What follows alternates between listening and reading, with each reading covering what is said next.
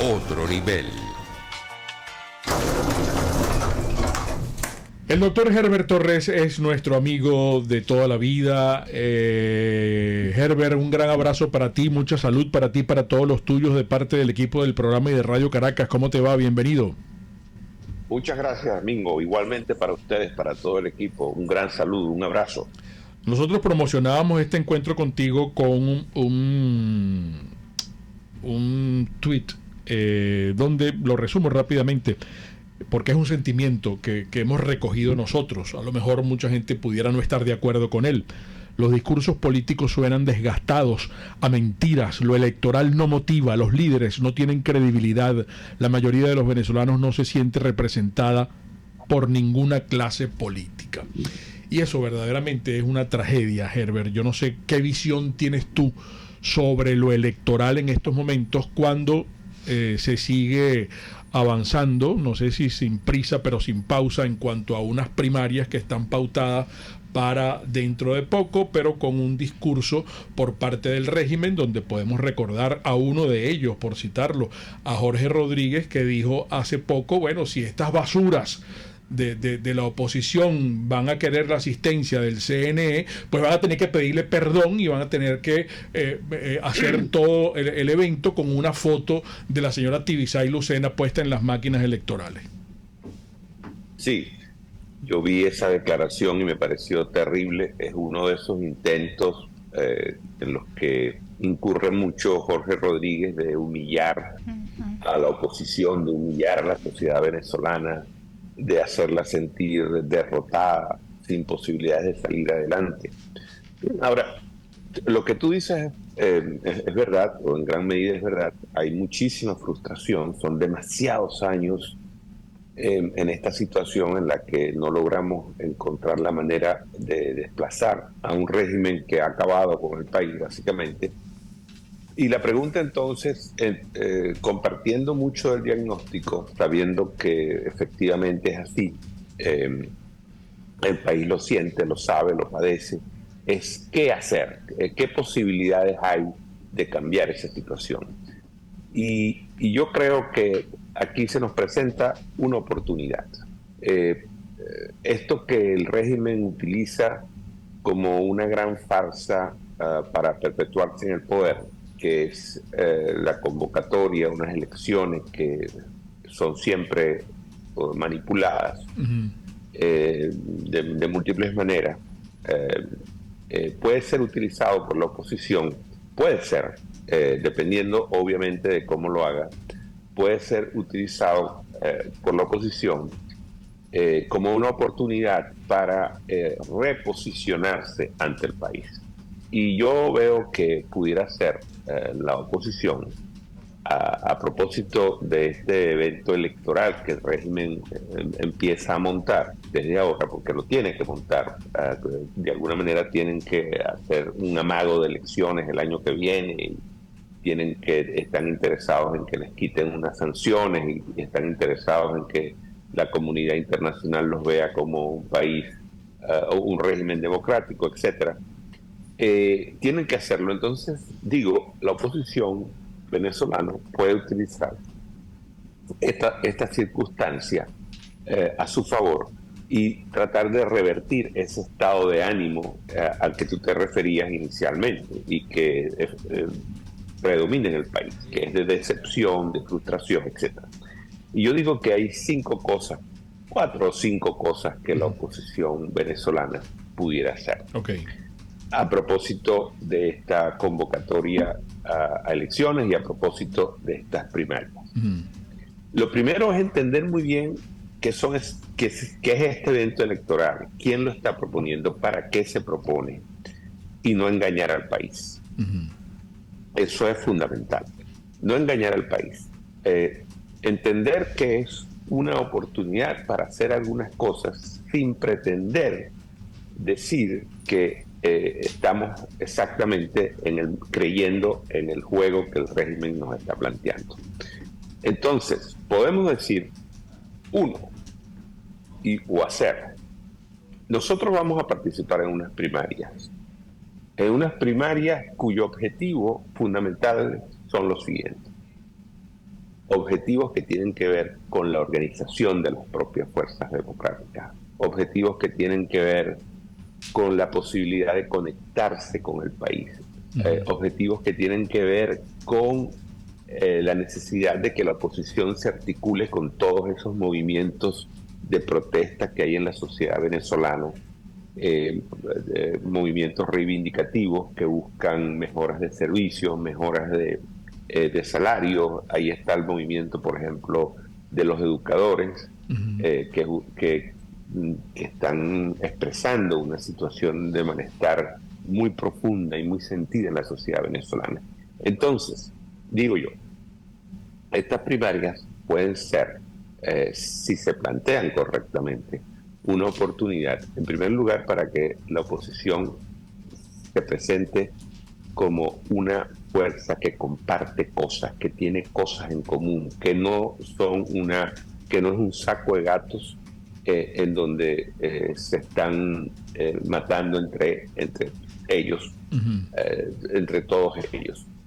Si tú vas a una primaria, es porque tú tienes algo que compartes con aquel con el que estás compitiendo, y por eso se llaman primarias, porque las primarias son una elección donde se va a elegir a alguien que luego va a competir supuestamente contra otro, frente al cual todos los que han participado en la primaria tienen una posición distinta. Entonces, si estamos en una primaria, es porque nosotros, entre nosotros, compartimos algunos valores, algunos principios, una visión del país. Eso tiene que manifestarse. No puede ser que una primaria sea el espacio, el lugar, el escenario donde lo que se muestren sean divisiones, confrontaciones, enemistades, pasiones exacerbadas, individuales, personales, partidistas, etc.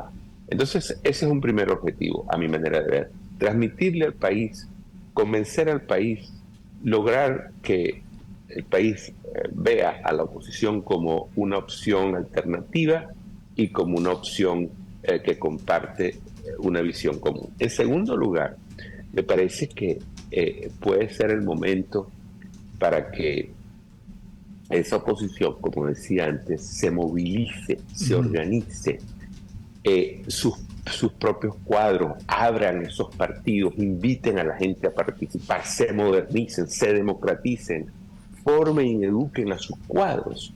Los partidos políticos venezolanos tienen que ser formadores de cuadros, de gente, de esos militantes, que hay muchachos, hay jóvenes, hay ciudadanos que quieren hacer vida política. Tienen que encontrar partidos políticos en los que sienten que pertenecen a una comunidad organizada, con una visión, con métodos democráticos de decisiones, con formación, educación de sus cuadros sobre los temas fundamentales del país. Entonces hay un salto hacia la modernización, hacia la construcción de sus estructuras, de sus organizaciones, que estos partidos tienen que dar, y esto puede ser una oportunidad para hacerlo.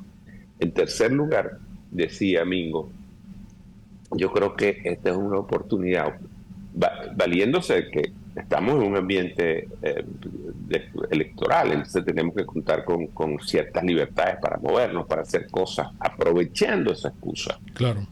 Aprovechando esa excusa, este puede ser un momento para que la oposición aparezca, tenga presencia en todas estas manifestaciones que hay hoy espontáneas, de gente que está reclamando todo tipo de cosas y que uno lamenta que no ocurre. Es decir, uno ve las manifestaciones por aquí, por allá de trabajadores, de jubilados, de campesinos, etcétera, y uno no ve la presencia de los actores políticos de la oposición en general, que debían estar siempre acompañando esas luchas. Entonces, ese esfuerzo de articularse, de conectarse, de aupar, de ayudar, de contribuir con esas luchas populares muy justificadas, es una tercera tarea o cuarta tarea. Sí. Y luego, y dos más para terminar. Una es la de construir una narrativa que se conecte emocionalmente con los venezolanos. es decir, de aprovechar esta situación que es la oportunidad para recorrer el país, para conectarse con la gente, para encontrar cuáles son los elementos con los cuales tú puedes construir, tener tu narrativa que se conecte emocionalmente con la gente. Y lo último que yo creo que es una oportunidad es para tener un planteamiento común, conjunto, frente a la comunidad internacional que apoya la restauración de la democracia en Venezuela. Entonces, son objetivos, tú puedes decir, bueno, son ambiciosos, pero es lo que hay que hacer, y lo que hay que hacer es lo que hay que hacer. Y creo que esta movilización que se está tratando de empujar ahora o de producir ahora alrededor del evento electoral, más que pensarlo como eso, como un evento electoral y decirle a la gente, sí, aquí va a haber unas elecciones, y empezarle a prometer cosas a la gente como si mañana, el año que viene, vamos a poder ir a unas elecciones limpias y desplazar al régimen. Actuar de esa manera, en vez de hacerlo así, es aprovechar esta circunstancia para esos objetivos más profundos a los que me estoy refiriendo. Sí, mira, nos parece maravilloso lo que has descrito. Creo que vamos a tener que ir a máster para que luego tengas más tiempo de poder explicarnos estas inquietudes, porque hay algunos peros, pues, ¿no? Que tú muy bien conoces. Vivimos en un país, Herbert, militarizado y sin instituciones. La capacidad electoral del régimen, vemos cómo permanentemente se está relanzando y se está reinventando. Ahí tenías tú ayer a Maduro con un show de televisión, un nuevo Maduro, pues, ¿no? Y sin embargo, eso contrasta con lo fatuo del discurso del liderazgo político opositor, entre comillas, sin empatía en ese liderazgo, sin conexión con su auditorio natural, y sin recursos, porque los recursos dependen del régimen. Entonces, esa es una gran tragedia para lo que tú has descrito, y quisiera tu análisis al mismo tiempo y empatarlo con la cuestión internacional, ahora que Maduro cuenta con un Petro en materia diplomática, que es una especie de embajador. Yo quiero tu visión de qué puede ocurrir de esta reunión de Bogotá, si tú crees que la administración Biden va a quitar las sanciones para que, como dice el señor Petro, lo que se quiere es más democracia sin sanciones, para que haya unas elecciones libres. Y Maduro mismo, en un comunicado ayer con su gente, puso como condición para ir a México nuevamente, no sé si es que la cosa se va a terminar en Bogotá o van a regresar a México, que no haya ningún tipo de sanciones. Entonces, este análisis tuyo me parece que es importantísimo sobre estos temas que son sustantivos, Herbert, y tú sabes que es así. Herbert Torres, hoy acá en Por Todos los Medios. Vamos a identificar y en breve regresamos. Un espacio para nueva opinión pública venezolana. Por Todos los Medios. Conmigo. Mira, vamos a hablar de Tarena, con doble Salón de Belleza Tarena. Mi querida amiga, usted necesita siempre tener el look de la mujer bonita, el look Pretty Woman. Usted va a quedar siempre de alfombra roja cuando venga al Salón de Belleza Tarena, porque allí está Teresa y el equipo de profesionales de peluqueras y manicuristas la van a consentir. Y usted entra con un ánimo al salón de belleza y sale con otro. Yo quiero que usted lo compruebe y haga su cita. Es muy importante que haga su cita para que la estén esperando. No hay nada más sabroso que usted llegue y la atiendan, pero por cita. 0414-222-6577. Están en el Centro Comercial Galerías Prados del Este, en el local 3, en la planta alta. No tiene pérdida. Salón de Belleza Tarena, con todo cariño.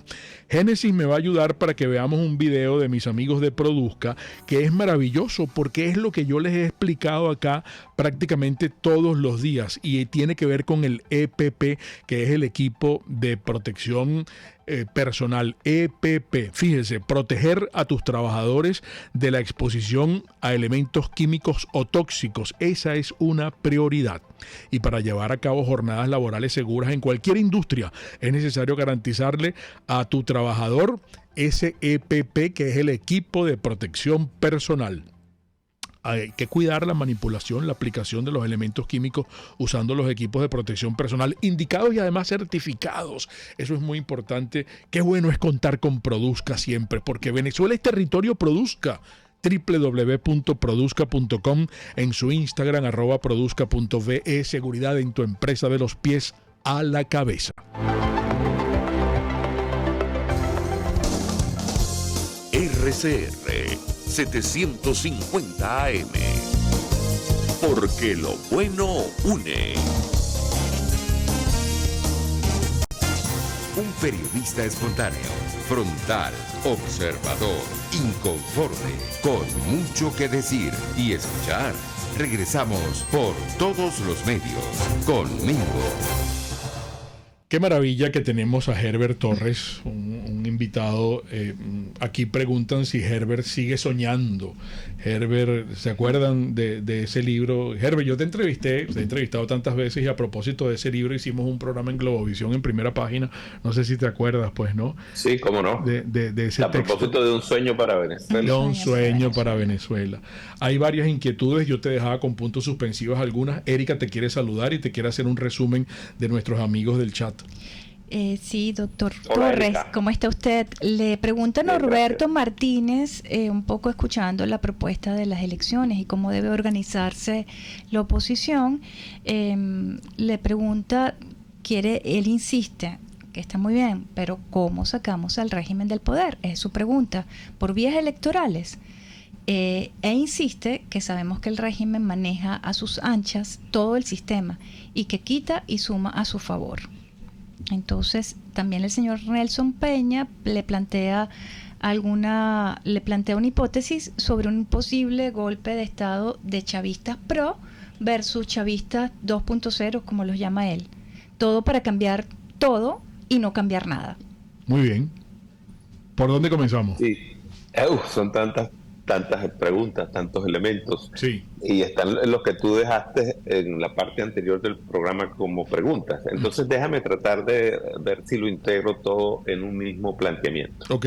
En primer lugar, es obvio que el régimen cuenta con enormes recursos, factores, circunstancias a su favor. Y eso no lo podemos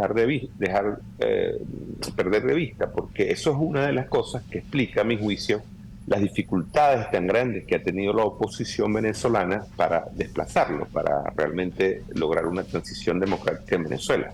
Lo que ha ocurrido y lo que está ocurriendo en Venezuela es un fenómeno de rasgos históricos excepcionales. Es una situación muy poco común, podría ser una situación única. Que se ha dado, única que se ha dado en mucho tiempo, en donde, por ejemplo, se han articulado actores internacionales de una fuerza y malignidad extraordinaria que están interviniendo en Venezuela y que están apoyando ese régimen. Allí está, por supuesto, Rusia, China, Cuba, Irán, la FARC, ELN, etc. Yo dudo que en otro lugar, en otro país, se hayan articulado de esa manera tan fuerte, tan intensa, actores de esa magnitud y de ese calibre. Eso es importante tenerlo en perspectiva, porque, por ejemplo, cuando nosotros salimos de la dictadura de Gómez, cuando salimos de la dictadura de Pérez Jiménez, esos eran gobiernos, regímenes básicamente nacionales, sin conexiones internacionales. Tenían conexiones con alguno que otro dictador que los apoyaba, pero no tenían la fuerza de estas potencias. Claro. Hay que ver lo que eso significa. Ahora, además, resulta que Maduro tiene los vientos en América Latina están soplando y corren a su favor. La alineación de fuerzas internacionales latinoamericanas es favorable al régimen con la elección en los últimos tiempos de Lula en Brasil, el más reciente, y que también está a favor de levantar las sanciones en Venezuela prácticamente sin pedirle nada a cambio, y de Petro, que está en esta jugada en la que yo efectivamente creo que es básicamente el de levantarle las sanciones al régimen venezolano sin que tenga que, digamos, concretar nada a cambio, sino la promesa de que van a dialogar y que habrá en Venezuela unas elecciones democráticas. Pero eso el régimen lo puede prometer miles de veces y eso no significa que se va a lograr. Y en cambio, levantar las sanciones sí es una cosa concreta que se hace y se hizo. Y después que se levantan esas sanciones, eso no va a ser tan fácil imponerlas de nuevo. Entonces, hay un movimiento claramente en este momento liderado por Petro, pero Petro ahora tiene una reunión con Biden próximamente, sí, está anunciada. Ese es el punto de la agenda, en donde ese es uno de los temas que van a tratar. Entonces yo creo que hay una presión internacional importante para levantar las sanciones al régimen venezolano sin que haya nada concreto a cambio. Eso hace la situación de la oposición mucho más complicada, además de todas las cosas que tú dijiste. Que no tiene acceso a los medios, que no tiene recursos, que es perseguida, etc. Y por cierto, perseguida de una manera que muchas veces es oculta, en el sentido de que hay muchos dirigentes de oposición que están siendo perseguidos o su familia está siendo acosada, sin que eso sea notable, público, pero esos dirigentes de alguna manera acusan, resienten ese acosamiento y terminan pues de alguna forma teniendo que irse del país o disminuir su compromiso político.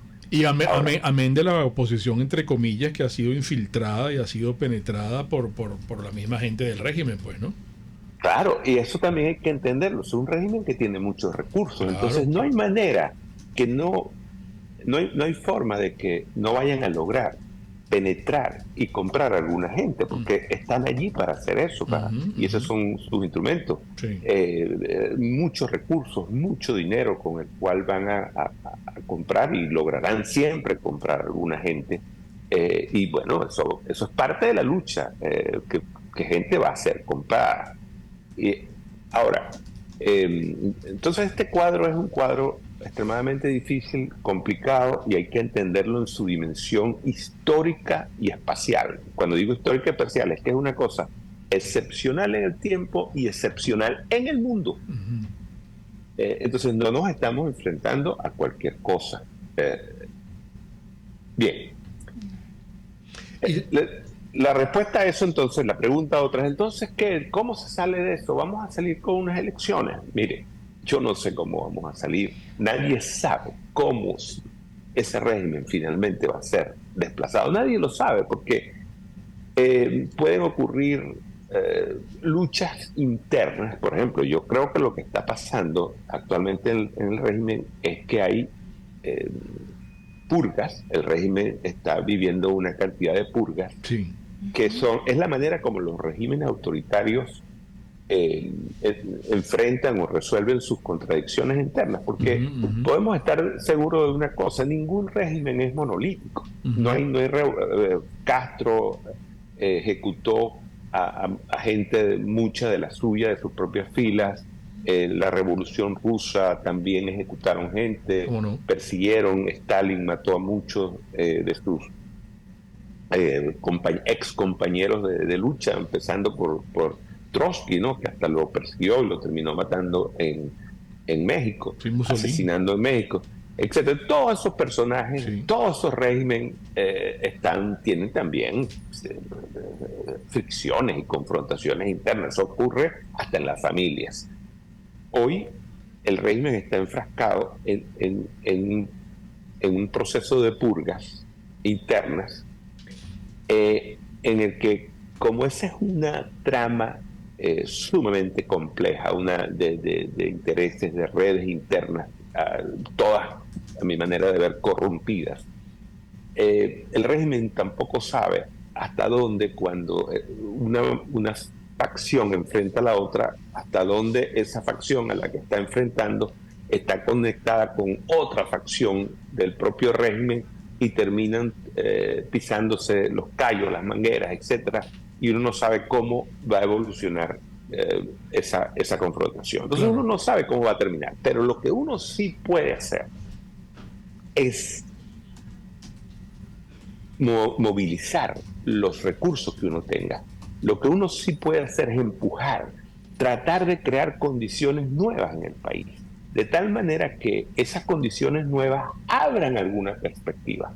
Cuando tú estás perdido, no sabes dónde estás, no sabes cómo salir de una situación, tú te mueves hacia atrás, hacia adelante, exploras, miras hacia un lado, miras hacia el otro, etc. La oposición, ¿qué tiene que hacer? Bueno, tiene que organizarse, tiene que movilizarse, tiene que formar cuadros, tiene que articularse a los movimientos sociales de lucha, tiene que formular un discurso y una narrativa común al país, tiene que actuar sobre las cosas que puede actuar. Y tiene, por ejemplo, que hacer creíbles las primarias, Herbert, porque una de las primeras premisas en tu discurso ahorita aquí en el programa fue no engañar al país. Exacto. Tiene que decir esto que estoy diciendo, eso hay que decirle. Sí, mire, nosotros no sabemos, aquí finalmente no se sabe si van a haber elecciones, no se sabe si el régimen permitirá que las primarias se consoliden, no se sabe si intervendrá esas primarias de alguna manera, no se sabe si, habiendo primarias y suponiendo que la oposición elige un candidato, no se sabe si luego manipula o adelanta unas elecciones que Maduro ha amenazado con eso, sí. y las realiza antes de que la oposición realice unas primarias. Es decir, la oposición no puede mentirle al país y asegurarle que ese es un proceso que está perfectamente claro y es una ruta mediante la cual se va a salir de Maduro. Eso no se puede hacer, porque efectivamente entonces la gente se frustra con cada uno de los pasos que se van dando. Hay que decirle, miren, aquí lo único que sabemos es que esto es un momento en el que, una oportunidad en la que podemos hacer estas cosas. Esto sí lo podemos hacer. Si eso va a producir un cambio en la situación interna de las fuerzas, a desatar contradicciones al interior del régimen, en fin, si eso va a movilizar la sociedad venezolana al punto de que las protestas van a tener un peso muy significativo y van a obligar al régimen a cambio, etcétera. Eso no lo sabemos. Se trata de intentarlo. La misma participación de los venezolanos fuera de Venezuela, pues, ¿no? La participación, la organización de los venezolanos fuera de la diáspora. Es decir, todo eso, lo único que puede hacer la oposición es empujarlo, es organizarlo, movilizarlo. El desenlace no lo conocemos, no lo sabe nadie, no lo sabe ni la gente del propio régimen cómo es que eso va a terminar. Porque es que no logran representar una amenaza para el régimen, no logran representar una amenaza para Maduro. Por eso Maduro se siente sobrado ahí en Miraflores. Va para 25 años este régimen, pues, ¿no? Primero Chávez y después Maduro acaba de cumplir 10 años, ¿vale? Claro, así es. No, hoy no lo somos, lamentablemente, y como yo estaba diciendo, más bien algunas condiciones han mejorado para el régimen, ¿no? Sí. Como por ejemplo la de la correlación de fuerzas internacionales, sí. Que hoy es un factor de mucho peso. Claro. Y fíjate, hay situaciones muy difíciles. Mira, por ejemplo, Ucrania, ahí está un pueblo que está peleando y está dejándolo todo. Ahora, ¿a qué está enfrentado? Está enfrentado nada más y nada menos que a Rusia. Y está enfrentado a Rusia con la amenaza de que pueda incluso tener ayuda de China. Sí. Y además de otros países como Bielorrusia, y se han descubierto cosas, etcétera. Entonces hay luchas que son cuesta arriba, son extremadamente difíciles. No importa cuánto sea el esfuerzo que tú hagas. Ahora, ¿quién sabe cuál va a ser el desenlace en Ucrania? Nadie lo sabe. No lo saben los ucranianos, no lo saben los rusos, no lo sabe nadie. Eso es parte de la lucha. De la misma manera, en Venezuela, Lo que nos corresponde es a nosotros, a los venezolanos, seguir bregando nuestra igual. lucha, Sí. Bregando y hacerlo, tomar ventaja de lo que podamos tomar, entender el momento político, no engañar a la gente. Eso siempre, eso es clave. me parece fundamental. Por ejemplo, a mí me preocupa cuando un dirigente político sale y a hablar y a ofrecer cosas como si estuviese en una campaña electoral común y corriente. Vamos a resolver el problema del agua y vamos a resolver esto y vamos a dar empleo y no sé qué. Eso aquí lo que está planteado es otra cosa, porque ni siquiera hay garantías de que lleguemos a ninguna elección. Herbert, se nos agotó el tiempo, lamentablemente.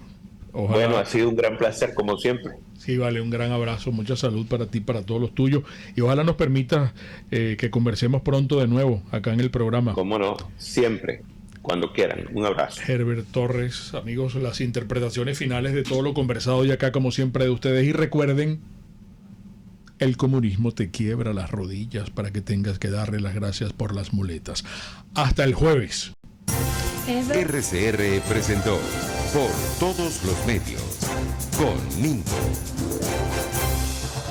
Mis amigos, el programa de hoy estuvo patrocinado por Salón de Belleza Tarena, como tú lo mereces con todo cariño. Distasi Motors, tu concesionario Honda en Los Palos Grandes. Produzca seguridad en tu empresa de los pies a la cabeza. Pastelería del Corso, la pastelería italiana por tradición.